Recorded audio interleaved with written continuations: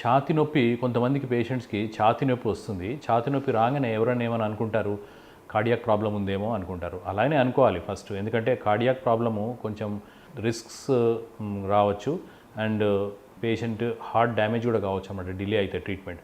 So ఒకవేళ మనం acidity ప్రాబ్లమ్ని కార్డియాక్ ప్రాబ్లం అనుకున్నా పర్వాలేదు, కార్డియాలజిస్ట్ చూసినా పర్వాలేదు, కాకుంటే మనం కార్డియాక్ ప్రాబ్లమ్ని గ్యాస్ట్రిక్ ప్రాబ్లం అనుకోకూడదు అనమాట. ఎందుకంటే దానికి పేషెంట్ లైఫ్ రిస్క్ ఉండొచ్చు అనమాట.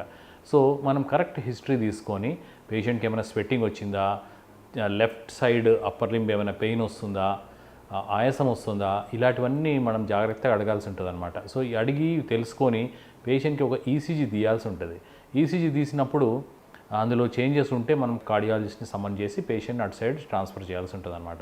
ఇవంతా రూల్ అవుట్ చేసుకున్నాక ఒక్కొక్కసారి కార్డియాలజిస్ట్లు ఇన్వెస్టిగేట్ చేసి పేషెంట్కి యాంజియోగ్రామ్ కూడా చేసినాక తర్వాత గ్యాస్ట్రోఎంట్రాలజిస్ట్ దగ్గరికి పంపించడం జరుగుతుందన్నమాట. అంటే గ్యాస్ట్రోఎంట్రాలజీ ప్రాబ్లమ్స్ వల్ల కూడా మనకి చెస్ట్ పెయిన్ రావచ్చు. సో ఈ చెస్ట్ పెయిన్ రావడానికి రీజన్స్ ఏంటంటే, ఒకటి acid reflux, gastro oesophageal reflux disease అంటే యాసిడ్ పైకి వచ్చేది అదొకటి. ఇంకోటి మొటిలిటీ డిజార్డర్స్ ఆఫ్ ఈసోఫేగస్ అనమాట. అంటే ఫుడ్ పైప్ ఈసోఫేగస్ ఉంటుంది కదా, ఇది దాంట్లో కదలిక డిస్టర్బెన్సెస్ వల్ల కూడా మనకి చెస్ట్ పెయిన్ రావచ్చు. సో ఈ రెండు మనం ఇంపార్టెంట్గా కన్సిడర్ చేయాలన్నమాట.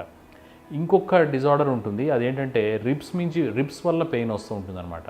సో రిబ్స్ పెయిన్ని మనం రిబ్స్ మీద ప్రెస్ చేసి ఏమైనా టెండర్నెస్ ఉందా, నొప్పి ఉందా అక్కడ అని కనుక్కొని, అది రిబ్స్ పెయిన్ అయితే దాని ట్రీట్మెంట్ కొంచెం డిఫరెంట్గా ఉంటుంది అనమాట.